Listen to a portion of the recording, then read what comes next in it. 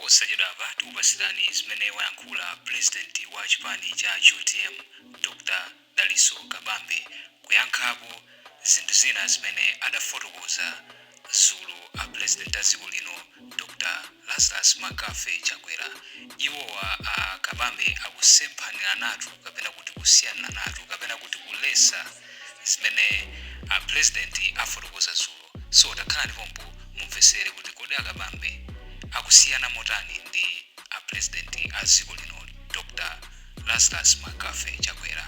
So kumayambiriroko kuli chizungu ndipo mbali nayo kuli chichewa musankhanoka kuti mufuna mumvere statement ya chizungu kapena ya chichewa. Cost of living crisis, rampant corruption crisis, poverty crisis, crumbling public service crisis, persistent subdued growth crisis, shrinking democratic space crisis, and many others. President Chakwera appears to be oblivious and clueless to all this deteriorating state of affairs. At best, his responses are to go and beg or borrow his way out to that particular problem, to the extent that Malawians have now all been turned into paupers and mogagas. The UTM takes exception to this, in that there is no dignity in begging, and as such demands swift action in addressing these underlying causes of the crisis that have engulfed our nation. Failure to do so, government must be held accountable, and if not, they must resign. Cost of living crisis. Government has miserably failed to rein in on inflation, which has soared from 7% in 2020 to 33% at present. This has led to unbearable levels of cost of living among Malawians. People's incomes have dwindled.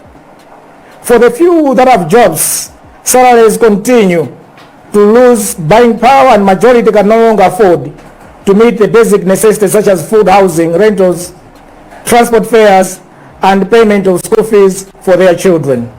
The cost of living is hitting hard those that are on a minimum wage of 50,000 kwash, and they can no longer afford basic necessities of life. Malawians are languishing, are groaning, and are mourning.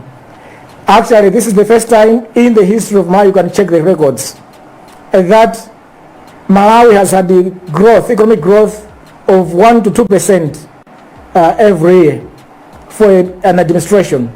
This has never happened in our history, that in an administration you have growth, in economic growth that is only 1 to 2% every single year for 4 to 5 years. First time.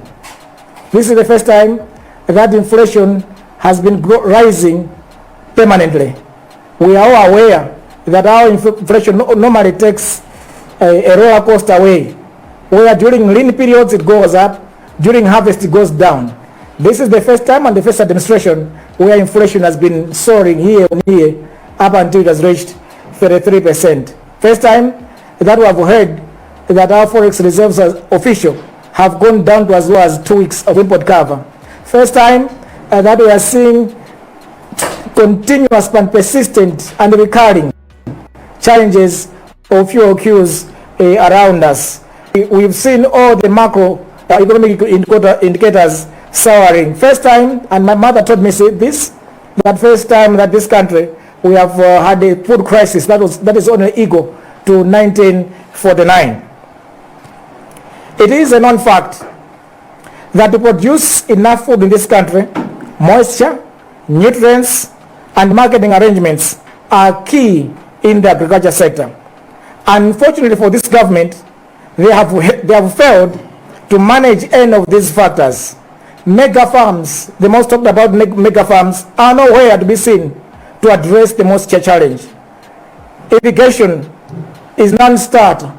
It has not addressed the moisture challenge in our agricultural production. ADMAC, which was meant to address marketing challenges for inputs for farmers and produce for farmers, again was made redundant and is not working efficiently. Fertilizer prices are at an all-time high, and it's simply unaffordable to many Malawians across the country. We all know the prices. Some of the fertilizer prices, they have gone as high as 162,000 Mpaka here. The AIP is permanently embroidered in stinking corruption. Too many stories of trying to purchase fertilizers from pharmaceutical institutions, from butcheries, and indeed from non-corrupt barons out there. As a result, as much as 5.7 million Malawians are rendered destitute this year alone, and this has been a recurring problem year on year that Malawians have been destitute. Maize prices have also hit an all-time high, over 50,000 kwacha per bag.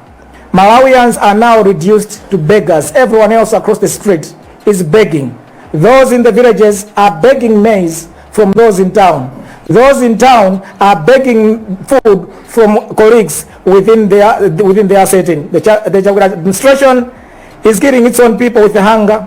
In many districts, people are resorting to eating tubers and chitets, as it is known, which can be poisonous and deadly in some situations. Rather than moving around with a begging barrel, begging for food and maize from WFP and other agencies, to decisively deal and address the fertilizer and food crisis in this country, first and foremost, the president should have fired those in charge of Forex and fertilizer issues. Namely, the Minister of Finance should have been fired. The Governor of the Reserve Bank of Malawi should have been fired. The Minister of Agriculture should have been fired. These officials have failed Malawians, and they should have been held accountable for their inactions, and should have been relieved of their responsibilities. Secondly, the president should have adjusted the fiscal, monetary, and exchange rate policies in order to address the underlying fundamentals of Forex challenges in this country. Thirdly, the president should have initiated serious investments in key sources of foreign exchange generation sectors. Fourthly, ADMAC should have been revitalized to support farmers with inputs and produce markets. Serious investments should have also gone into irrigation and mega farms to address this perennial hunger challenge that this country is facing year on year. These measures should have been sufficient to win Malawi out of its pauper situation. Begging is not a solution.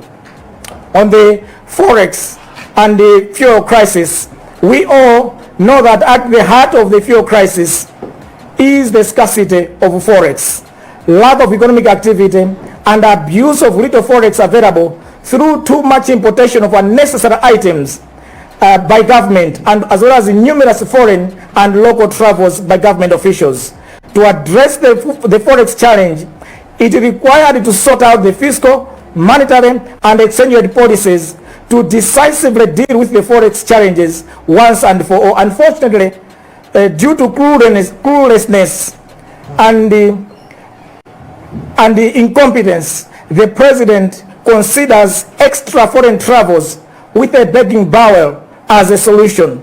It is not and has never been. Please, Mr. President, spare us from the embarrassment of perpetual begging.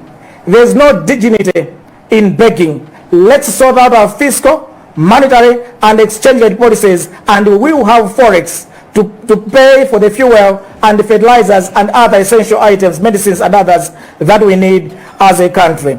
Adopting the government-to-government approach to fuel importation is not a solution.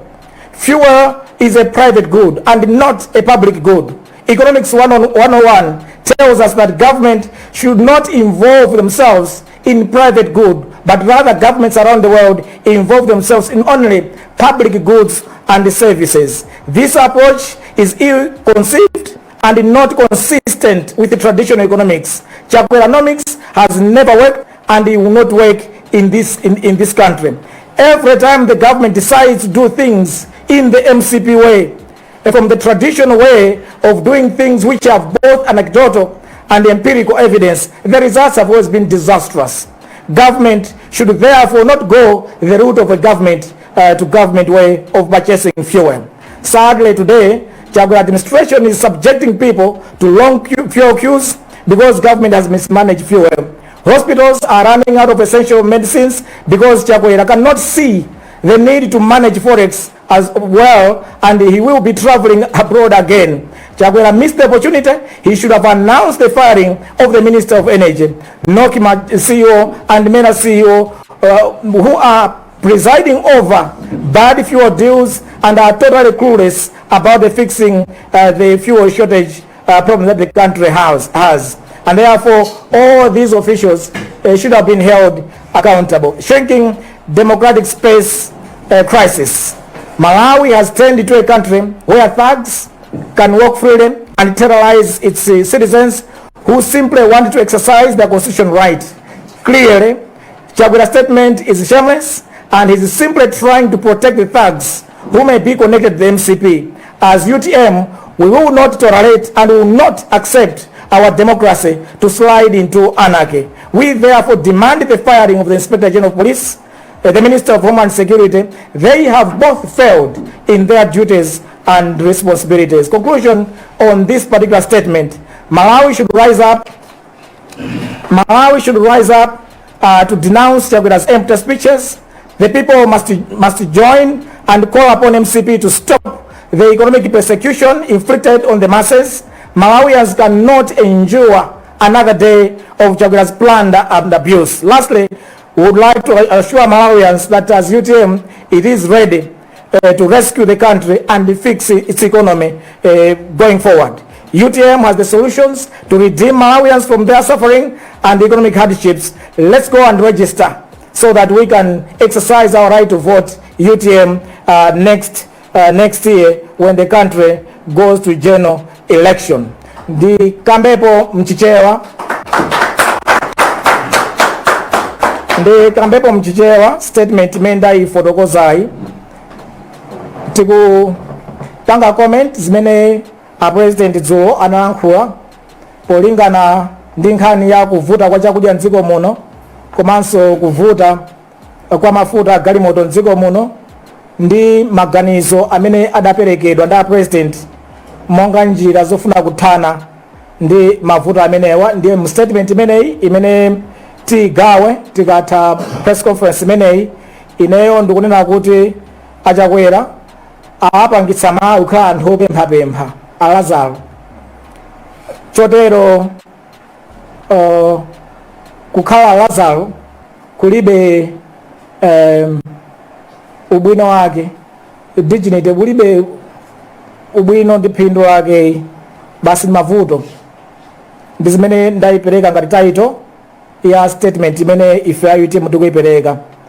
Malawi dziko lathu labwino limene lili ndi zambiri zimene Mulungu analidalitsa nalo, Mpaka ndi uchi, nyanja yabwino, migodi yambirimbiri paliponse, nthaka yabwino, zonse zabwino. Tili ndi malo kumene tikanapanga za nkhani zimene anthu apita ukaona za chilengedwe osiyanasiyana. Tili nazo zili zonse ndi anthu ake olimbikira ntchito, ophunzira bwino ndi abwino. Koma Malawi lero ndi dziko lompesa chisoni chifukwa tili ndi mavuto ochuluka Malawi muno. Tili ndi mavuto afetereza, alimi akukanika kugula fetereza ifo akwera kwambiri.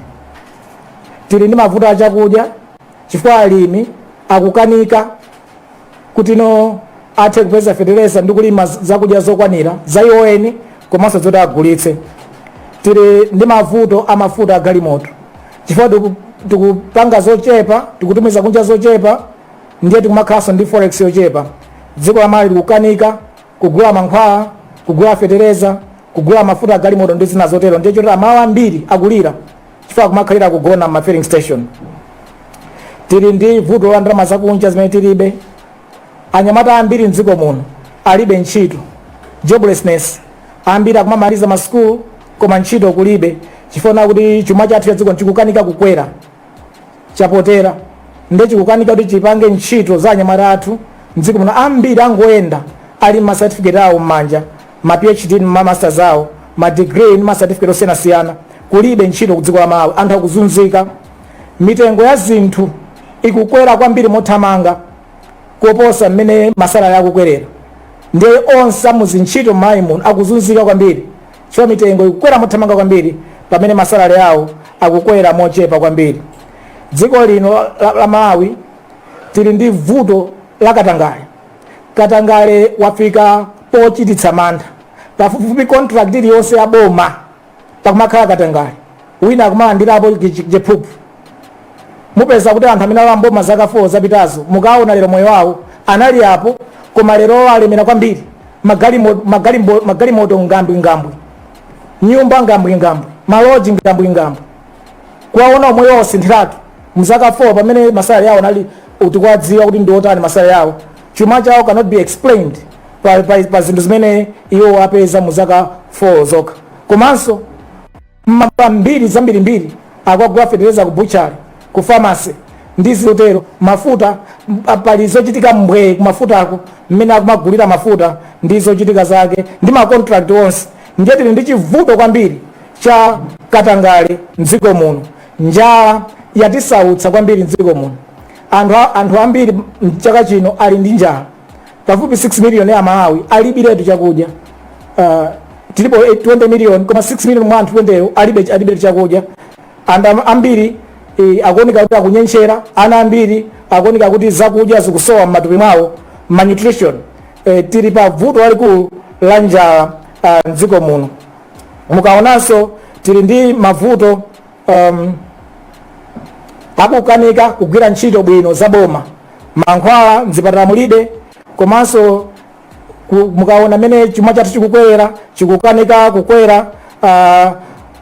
Maso pasichedapa taona kuti anthu omenyera ufulu wawo akupheredwa. Malinga ndi constitution athu aliyense ali ndi ufulu oti akhoza panga demonstrate, koma lero ufulu uja ukupheredwa chifukwa anthu ena akumatenga zikwanje ndikumayenda limodzi ndi apolisi ndikumathamangitsa, kumenya, kukhapa anthu amene akupanga exercise the right to demonstrate. Ndiye dziko lathu lero lili ndi mavuto ambirimbiri amene tingathe kuwanena amene abwera mdziko lathu muno.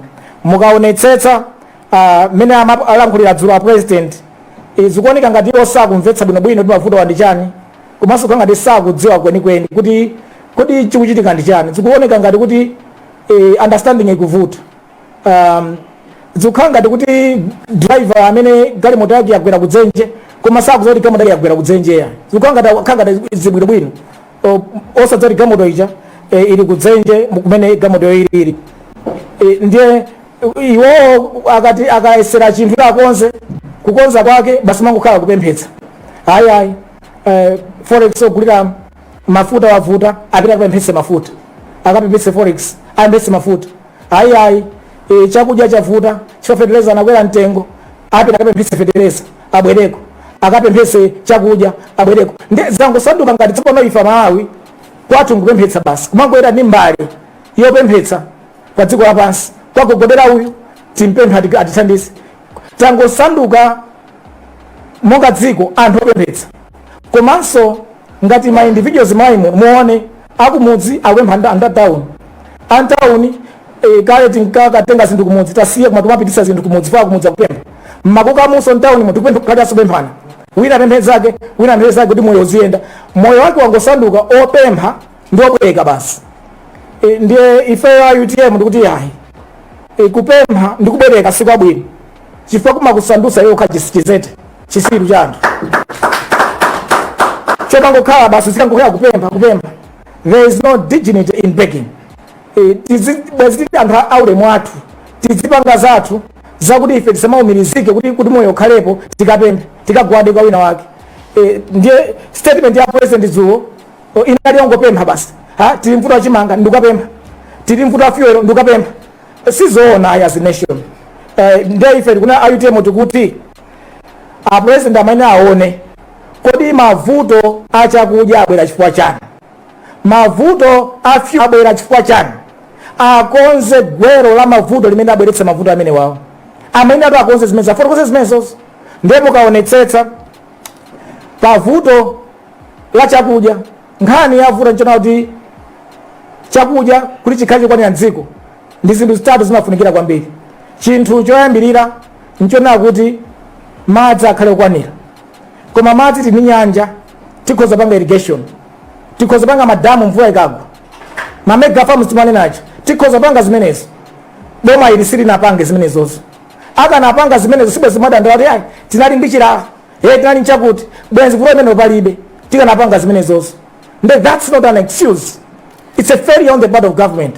So they should not attribute the failure of government to all of us. Sizoona vuto la moisture sikuti ndi El Nino kapena zinazosezo yani mnyanja Mungu anatipatsa mvula imakwacha kandi chaka tikanakonza madamu bwezi tipanga irrigation bwezi vuto imene ikulibe. Vuto lachiwiri ulimi wathu kumalawi kunosunga yende opanda fetereza ndeti kudziwa ti fetereza posida panali pa mtengo omverera wa 18,000 kwacha lero boma ili fetereza ujefika 162,000 kwacha alipangitsa ndiwo kuti fetereza adule.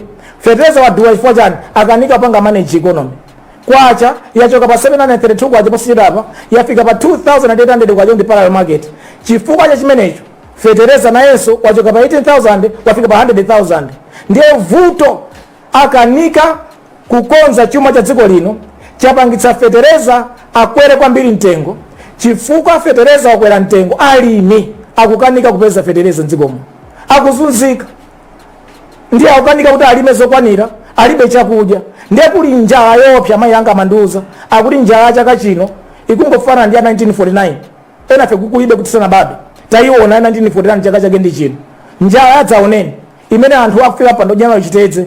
Ndiye vuto la njala labwera chifukwa kuti sinapange zinazi komanso chifukwa cha mmene fertilizer takati kumpangira mitengo yakapita kwambiri komanso mitengo ya fertilizer nkhani ya fertilizer wa IP pali katangale opya kumachitika umva akafuka ku pharmacy akakwa ku butchery akutera kuti zochitika mbwe mapeto ake AIPC kutheka ayo komanso fertilizer kuti agulira kufunika forex kuli njala yadzaoneni mitengo ya chimangayo ndi yakwera kwambiri anthu ambiri sangakwanitse kuti athenso kugula chimangacho. Chachitatu misika yogulitsa my inputs zipangizo za ulimi komanso misika yogulitsira chimangacho nayonso timadalira kwambiri mbuye mosemo Admark ili mukudziwa zimene zinachitika kwa Admark kuti lero Admark ija inatsekedwa sidzikuyenda ngakhale pang'ono ku Admark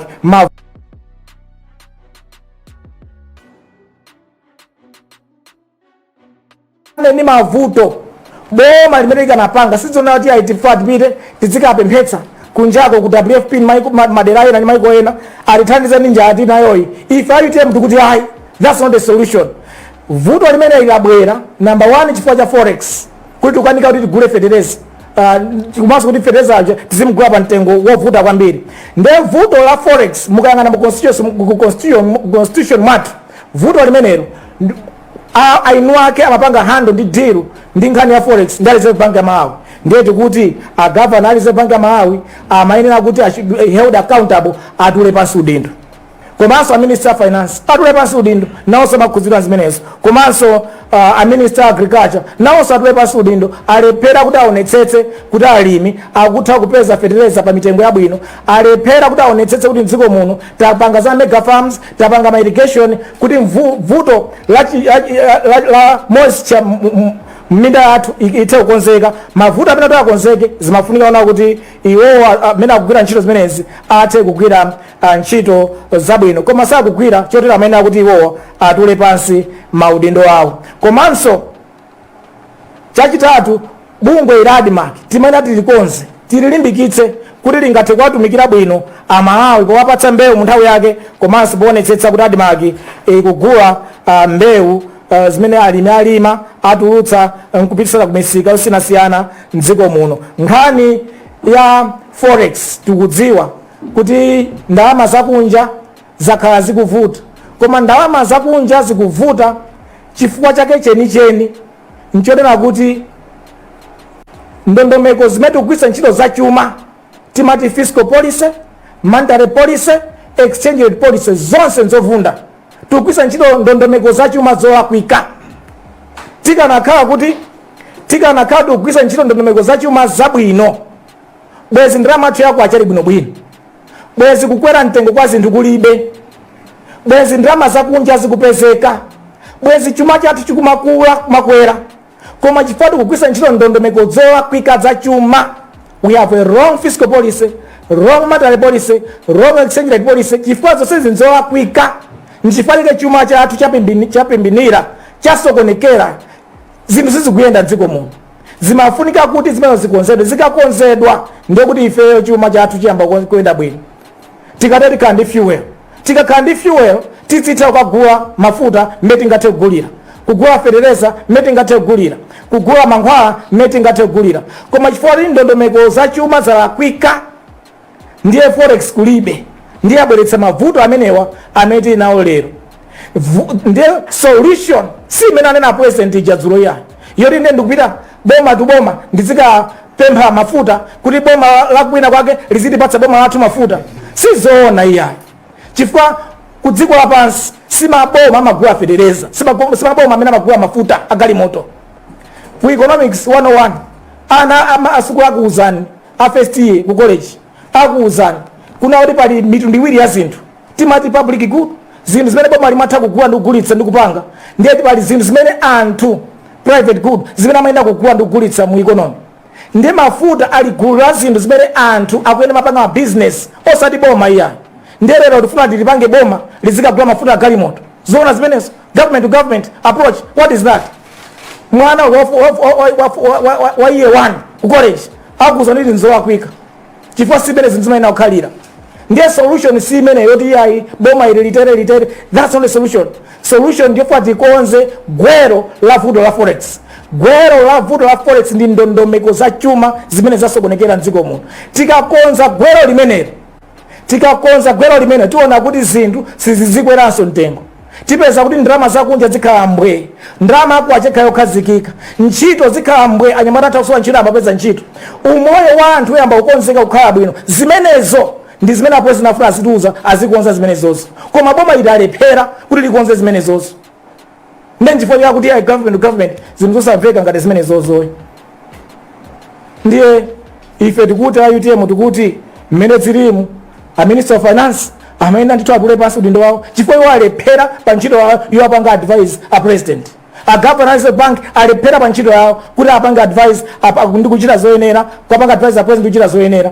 Komanso anzathu akumera, komanso anzathu ena amene akugwira ntchito kunoki mani maudindo ena okhudzira ndi nkhani zonsezi amene onsewo kuti apemphedwe kuti aitulani pansi maudindo anu chifukwa makanika kugwira ntchito zanu mmene mukanatha kugwirira. Solution sindiye kuti tizipita kubasungulira pa dziko lapansi kupitiriza kuononga ndalama za boma zochepa zimene zilipo. Pomaliza timakamba nkhani yona kuti mdziko muno mukuoneka kuti ufulu wayamba kuphwanyidwa tsopano. Ndi ufulu aliyense Malawi pamene zamudinya, pamene zamuwawa kupanga press conference imene ndikupangira mwa ufulu. Ndi ufulu wa Malawi aliyense pamene akumva kuwawa kukayenda kunsewu kupanga demonstrate chifukwa cha vuto limene yakumana. Ndi ufulu wake. Koma ufulu uja mukadzapeza kuti boma likuwauza anthu kwapatsa zikwanji ndi ya polisi adzipita ndikumakatsira mtega sasana kuchina chilichonse, anthu adzikwanje ndikumabwera kumathandizana ndi apolisi kumene koko ndikupherana ufulu mdziko muno. Chotero sisi kugwirizana ndi constitution yathu. A president analumbira to uphold our constitution. That is not upholding our constitutionalism in anapanga ujini anapanga swear to uphold. Chotero ife tikuna kuti pazifukwa zimene zizi a Inspector General of Police, a Minister of Homeland Security amene atule pasi maudindo, they need to be held accountable pazifukwa zimene iwo wakuchita zosagwirizana ndi zimene dziko lina anena kuti tizikhalira ngati Malawi mdziko muno. Pomalizira penepeni kungomaliza kuna kuti Malawi athu pa Malawi paterera, pa Malawi pa Nyansa, pa Malawi pachita ngati madzi katonde pavuta pawirira pa Malawi.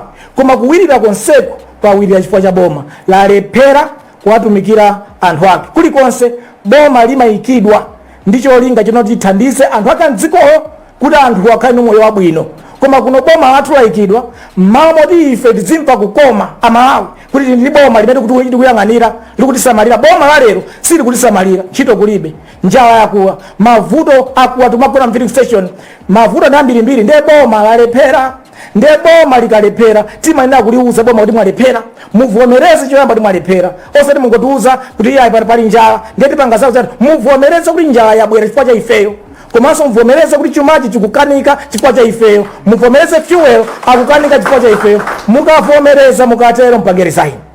muwapatse mpata nzanu kuti mina akhoza kukonza umoyo wa Malawi. Mchaka cha mawa September Amalawi apita kukapanga exercise their right to vote a government of their choice. Ndikupemphe ndikumemana Malawi chonde teni tikalembetseni boma ibera lephera mwalona mina lephereramu UTM ife tifuatwa mboma chaka cha ndipo tuli chaka cha mawa tikuzayika boma lokomera Malawi wonse, boma limene lidzathandize umoyo wa Malawi. Chonde teni tikalembetse kuti chaka cha mawa tidzakhale ni mwayi wokavota boma limene lingathe kubweramo dziko la Malawi. Zikomo kwambiri for that first part of the statement. President wa chipani cha UTM Dr. Dalitso Kabambe kuyankhulapo kapena kuti kuyankhapo zinthu zina zimene a president aziko lino adayankhula Dzulo.